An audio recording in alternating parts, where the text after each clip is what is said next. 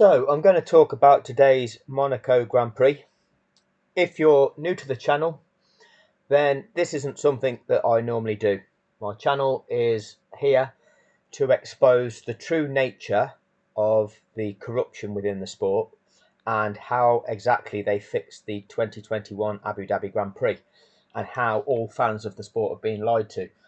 But see how we go with this one, and if you like what you're hearing and the analysis, check out my other videos please, because they do expose things that you probably have never seen before. So today, Monaco Grand Prix, what did it tell us?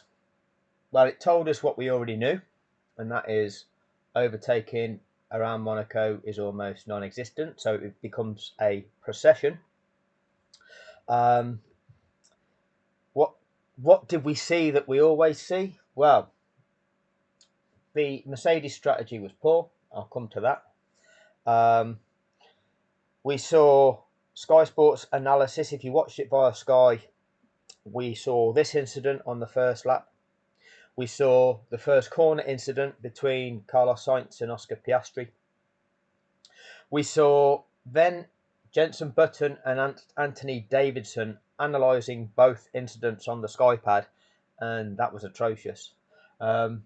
And then we saw decision making by the FIA that somebody might have gone into this in greater detail. I don't currently have the information available to know whether it was right or wrong. So I can't give you an accurate, definitive answer as to whether they've done something or that was legal or contrived.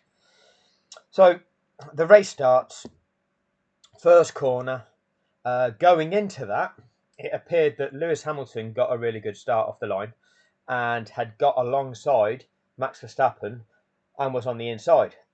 But then, because he was on a tighter line to that corner, had to go slower. If you're on the inside line, you have to go slower around the corner than the car that's going around the outside. Combined with that, George Russell was in front of Lewis, so Lewis had to kind of slow himself down a bit. Were it not for the fact that George was there, Lewis might have made an overtake stick at turn one, but that didn't happen. So it was kind of as you were in terms of race order there. But there was this incident between Piastri and Sainz, where Sainz went into that corner. Sainz had the inside line and squeezed Piastri, and there was slight contact, puncturing Sainz's tyre. The way that the Sky Sports experts, Button and Davidson, analysed that was terrible. Really was. They described Oscar's move as being a bit kind of kamikaze. I don't remember the exact words, but that's the way they described it. Yet had that have been Max, they'd have been gushing.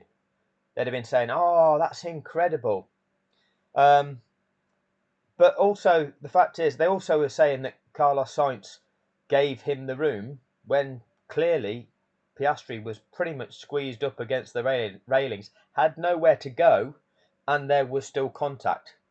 So that's clearly not giving him the room, is it? The other thing they did was analyse the big crash here that Perez was involved in and the two Haas cars. And they had the onboards of Perez and were trying to absolve Perez from any blame whatsoever in that incident. Now, ultimately, should Magnussen have backed out of it? Probably. But they were showing Perez looking in his rearview mirrors, and he could see that car was there, and he continued squeezing right. Now, what Sky were doing, Sky were actually saying, "Oh, we can see Perez moving left here." They actually said that when the steering angle on Perez's car was slightly to the right. And I'm thinking, you're just saying the opposite of what we are seeing here. And they were attempting to absolve the Red Bull driver of any wrongdoing. So, obviously that happened. Massive clear-up operation, debris strewn all over the track, repair work required to the barriers. and we get a restart.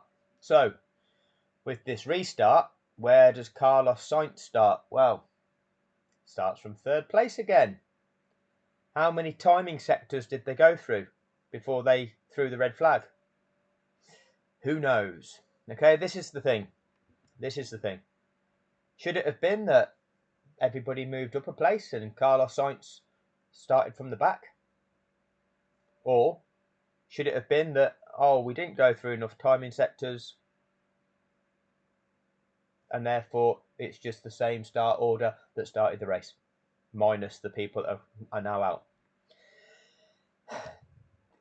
Have we got a definitive explanation, a clear definition of that? Because sadly for fans, we are left guessing. We're left guessing. They might have done a breakdown on the TV about it to explain that to fans. I've not seen it. So again, who knows on that situation? Sadly, that's another one of these questionable things where it leaves me. I always am skeptical about what I'm seeing. When I'm looking at something, I question whether it's right or wrong. And I can't tell you whether that's right or wrong at the moment. I'm just skeptical of it. There are reasons why the FIA would restart with Sainz in third place. Ferrari, for an example, being a favoured team within the sport, okay, give back Ferrari this advantage. Put his teammate there to defend Charles Leclerc a little bit because he's the home driver in a Ferrari. You know, he's the home favourite for this Grand Prix. What a story would that be? Charles Leclerc winning. Reinstate Sainz in a position where he can still act as a rear gunner for him. Who knows? Look, who knows? Like I say, I cannot definitively say to you that this is how the race order should have been. But what I've not seen so far is the evidence that is why that restart was how it was, and there was no kind of dodgy decision making going on. So we then see the race actually start for the second time, and they all kind of settle down. 16 cars lapping around the track, and down to, so you've got the Ferrari McLaren, then you've got George Russell, then Max Verstappen, then Lewis Hamilton. You've got the two Mercedes and the Red Bull on the medium tyres, trying to make it the race distance of 77 laps then on a set of medium tyres. So what we're being told is they're just taking it easy effectively to try and make sure them tyres last the distance. Well, are we supposed to be at least trying to do something? Or are we just going, well, let's just nurse these tyres for the whole race duration, because it's actually quicker to do that than it is to race hard and go into the pits and change onto a new set of tyres and then race hard again. Just shows you that track position is more important than outright pace at Monaco. So therefore, what's the value of the race really qualifying? You know, how much did the race order change from what the qualifying was? Not much of a spectacle as far as I'm concerned. Now, what we then saw was Mercedes decided to pit Lewis Hamilton, change from the mediums onto hard tyres, and then Red Bull followed suit by doing the same to Max the following lap. Ultimately, neither car was able to make any gains with those tyres. Max caught George. Didn't take him that long to catch George, but couldn't pass him. Such is the nature of this track. Unless you've got a massive performance differential, then you're not going to make a pass on that track. Yes, we saw some overtakes further down the field, like Lance Stroll was overtaking, but he'd got soft compound tyres on. Or you're up against drivers that aren't particularly good, all right, prone to making a few mistakes, and you can take advantage of that. But if you've got like competitive cars and decent drivers, the chances of getting an overtake at that end of the field is minimal. Now, Mercedes' strategy, what was poor about that?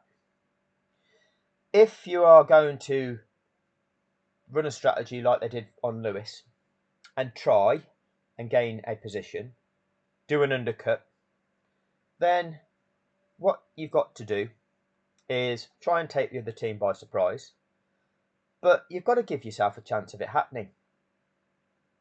And it appeared to be that Lewis was cruising around that track, holding stake at about 2 to 4 seconds behind Max most of the way, which is understandable. We are told that following a car in front too closely reduces your aerodynamic package, meaning your car slides around a bit more, meaning that it takes more out of your tyres. And we're trying to conserve these tyres for race distance.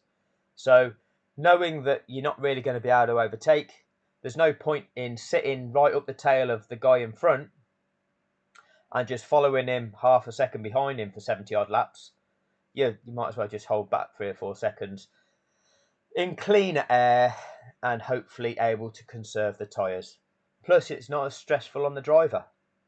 You know, the concentration doesn't have to be fully on the limit when you're following a car just half a second behind. If you're 2 to 4 seconds behind, it's a lot more easier. So this is what we're observing. But if you're going to try and do an undercut, what you've got to do is in the lap or 2 laps prior, you've got to hit it hard. You've got to say, right, we've got to try and take these by some sort of surprise, but we've got to get this gap down so we can get as close as possible and then get into the pits, get that tyre change nailed, and that outlap needs to be nailed. That's the way you make the undercut work. We all know this because we've seen it happen time and time again. I didn't see Lewis put in 2 scorching laps before he pitted. So where was the communication there? And then what we got afterwards was this message from Lewis going, you could have told me that the outlap was an important one. Well, Lewis, you've been racing for long enough. You've been racing for long enough. Right? What Mercedes needed to do, if they were going to pit you, they needed to tell you, yeah, we're going to bring you in. Let's get on his tail. Okay? Put it in. You've only going to do 1 more lap on these tyres or 2 more laps on these present set of tyres. Use them. Use them up. 2 hard laps. Get on his tail and then we'll pit you. And we didn't hear that was a communication. Didn't seem to reflect in what Lewis was doing that he was trying to do that. Okay? So therefore we saw this Mercedes stop. Lewis goes out onto track. The next lap Max comes in. Comes back out on track. Couple of seconds ahead of Lewis. Everything's the same. Whereas, if you'd have done what I've just described, there was a chance of doing the undercut and gaining a position.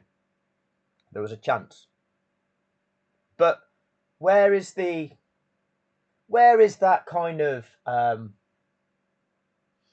energy from Mercedes? Where is the people in their strategy team, okay, able to try to make a difference in races by doing something like that and doing it like you mean it? Okay? For too many years, that strategy team from Mercedes, whoever's making these calls, they're poor. They're poor.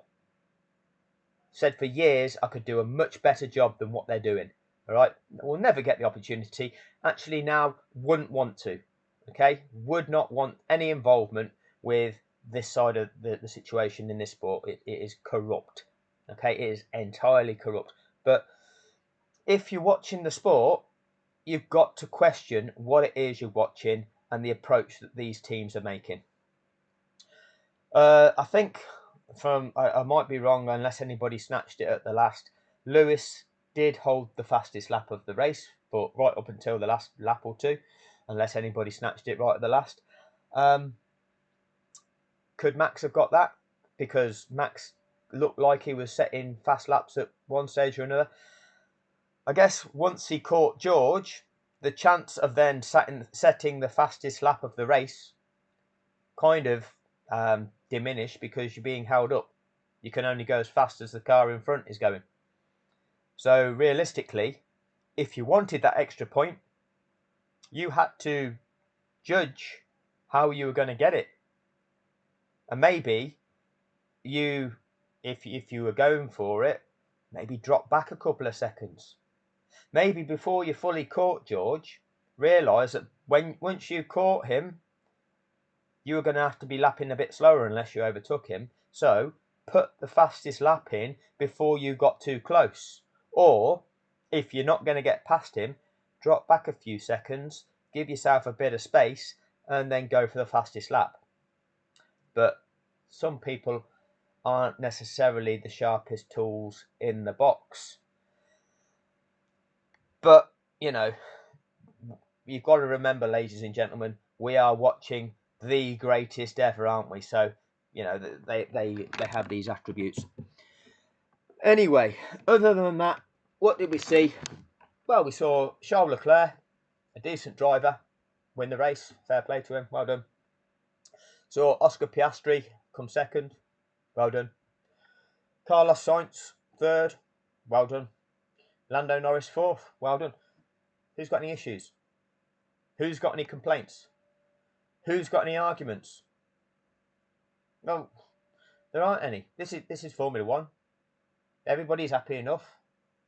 Sometimes your favourite driver wins. Sometimes they don't. All right? Sometimes you can be frustrated at your own team. Sometimes you can be frustrated by whatever it might be. But there doesn't need to be war, does there? The FIA, the sport, introduced that because what it wanted to divide people. It wanted people to be conflicting in the comment section. Because in doing that, it attracts more eyes onto the sport, and it grows the sport, and it makes them more money. They introduce conflict. And that's what we now have in social media. You're going to see it in the comments section to these videos.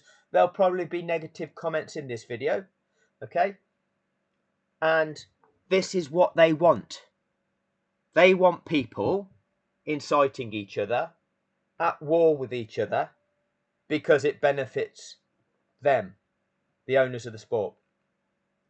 The more fans that are involved in the sport, the more interactions on social media, the bigger the audience, the more that sponsors are attracted to it, because there's more eyes on their product. That's how they grow it. So you introduce conflict, and you somehow benefit those that own the sport. That's one of their strategies. Because prior to 2021, F1 social media, well, I wasn't involved in it, but I would guarantee you it was nowhere near as toxic as it is now. Nowhere near. Because that wasn't Formula One back then. Nowhere near as toxic as it is these days. Now, there may well be other talking points from this race that I've missed or forgotten about, but that's about as much as I can remember about Monaco. If you haven't already done so, please take a look at the last couple of videos I've put out. This one's only 17 minutes long, and this one is an hour and 10 minutes long, so that might be too long for some people. But what they actually evidence is Sky Sports lying to you about the rules of the sport. Two different events. In Belgium, which is this long one, the Belgian Parade of 2021, where the sport awarded a victory for just 2 laps behind the safety car, Sky Sports are lying about the regulations, saying that that's okay for the FIA to do that. And I take you to those regulations from that season that demonstrated that that is not true. Not in any way true. This one talks about the Saudi Grand Prix of 2021, where that first safety car incident that ultimately they red flagged and Max got a free change of tyres there, right? When that safety car was deployed, there was this situation going on where Red Bull were complaining that Valtteri Bottas had slowed down, wasn't maintaining this distance of 10 car lengths between him and Lewis, backing Max up. And you hear this radio message between Max and Red Bull and them saying, oh, it's ridiculous. And then Sky Sports are saying, yeah, you're not allowed to do that. You've got to be within 10 car lengths. And that's not the truth of the situation at all. I break that down.